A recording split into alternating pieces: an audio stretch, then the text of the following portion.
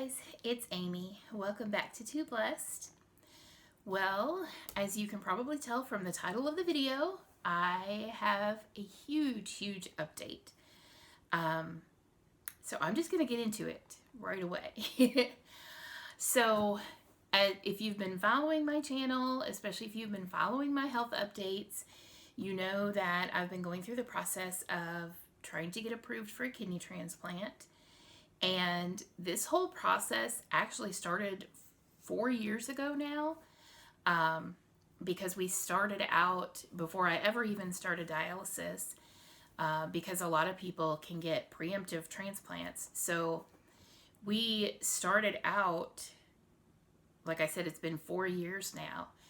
And at that point, they basically had told me that I needed to wait until I started dialysis, which of course we later found out wasn't exactly correct. But anyway, I have been on dialysis for 2.5 years now. And throughout those 2.5 years, we have been trying to get approved. Started out at Vanderbilt. They denied me. And so now we moved to UT in Knoxville. And we've been there, it's been over a year. Once again, trying to go through this approval process. I got put on hold for 6 months because of some of my other health conditions. And then 2020 happened, and there were a lot of delays because of all of that. So we finally started ramping up again, sort of around the beginning of this year. So a lot of testing has been done. And actually last year, in 2020, I think it was in September, as part of the testing, they had found out that I needed some stents in my heart. So I had 3 stents placed.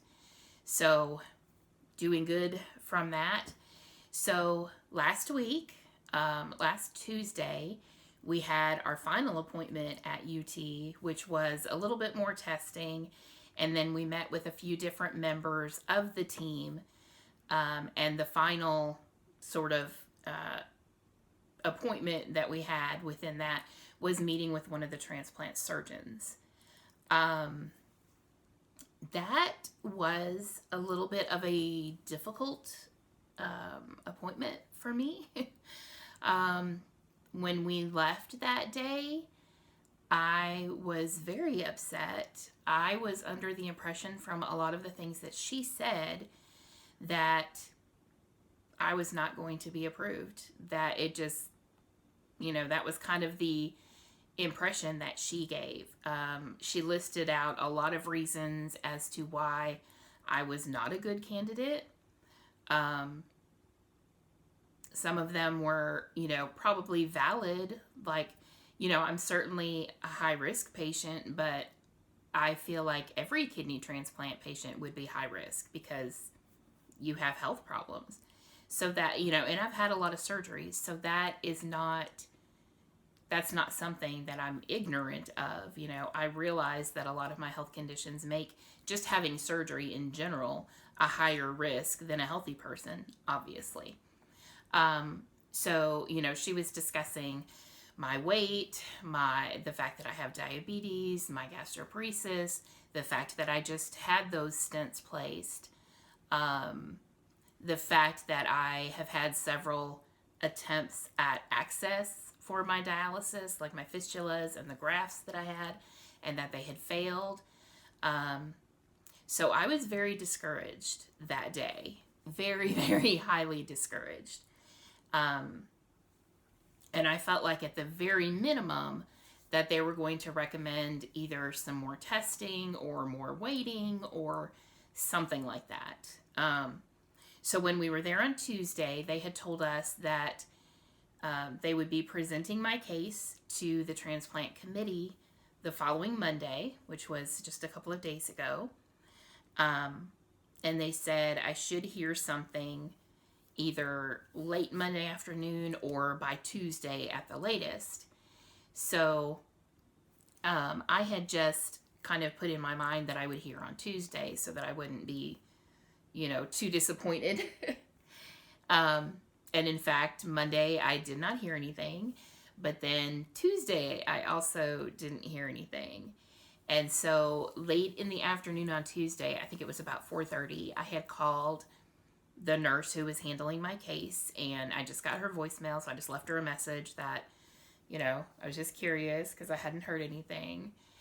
And those 2 days, especially Monday, but mostly Tuesday, I was very stressed, very incredibly stressed. And I had kind of convinced myself that the reason they hadn't called was because they had bad news to tell me and they didn't want to tell me this bad news. So that, that's where my mind went. But I still was thinking, like, they're probably not going to deny me, but they're not going to approve me either. It's going to be this middle ground where, like I said, they want some more testing or something like that. So I had left her that message late on Tuesday. Today is Wednesday. And first thing this morning, in fact, it was like 8:30, she called me. And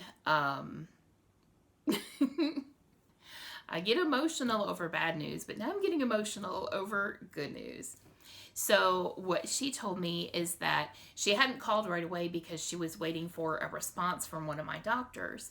Okay, sorry, stuff might look a little different because I got interrupted for a little bit and I had to go back and restart. So I was talking about that they had contacted one of my doctors.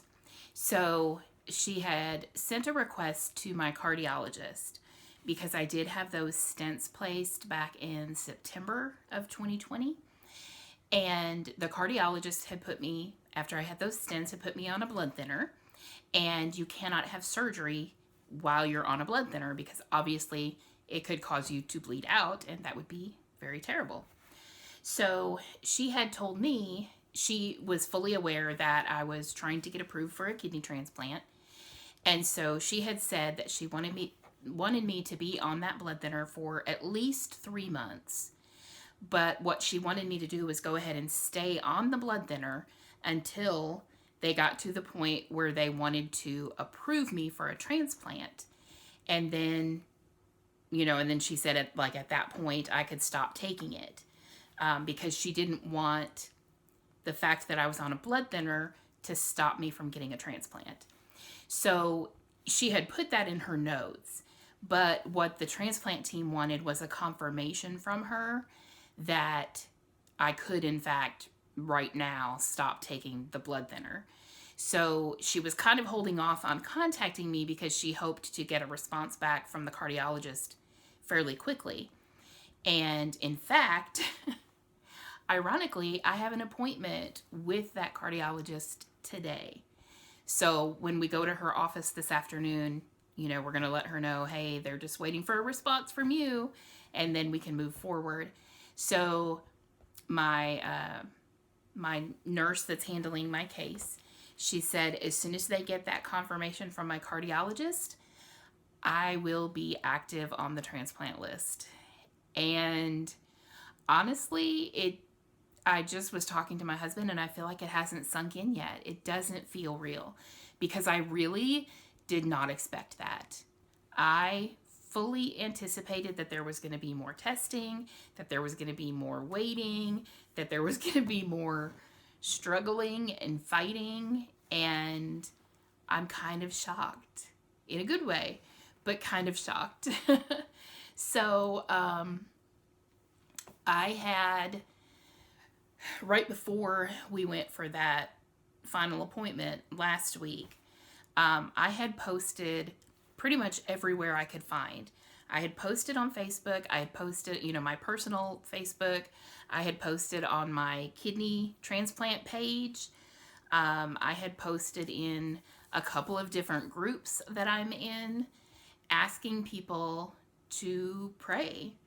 If you're a Christian and you're a praying person, just pray for me. Pray that, obviously that the decision would be favorable, but even more than that, of course, we just want whatever God's plan is, that's what we want. And so I truly believe that this is a miracle that was sent because so many people were praying on my behalf. And if you were one of those people, I thank you so much. You can't even understand, probably. Hopefully you can't understand what this means. Um, so where we are now is, they say the average wait time for a kidney is 3 to 5 years. But I already have accrued time, because your time actually starts from the time that you start dialysis, and I have now been on dialysis for 2.5 years. So in all reality, it could happen quickly from this point. It's just a matter of when that match comes along, and I'm the best person to match to that kidney. So, it could still be a couple of years, but it could be this year. And I'm feeling very optimistic, because, this happened in such an amazing way, that something just as amazing can happen to bring the perfect kidney anytime. So, yeah, so that's the update. I mean, after all of the health updates that I've posted over the last couple of years, it is so nice to be able to post one that is amazing, extraordinary good news. So I'm going to just leave this one at that. I will update you guys, of course, if there are any new developments. But I just want to say again, thank you for praying. Thank you for supporting. And just thank you for even just watching my videos. Yeah, so like I said, that's all I'm going to say for today. So thanks for watching this video, guys, and I will see you in the next one.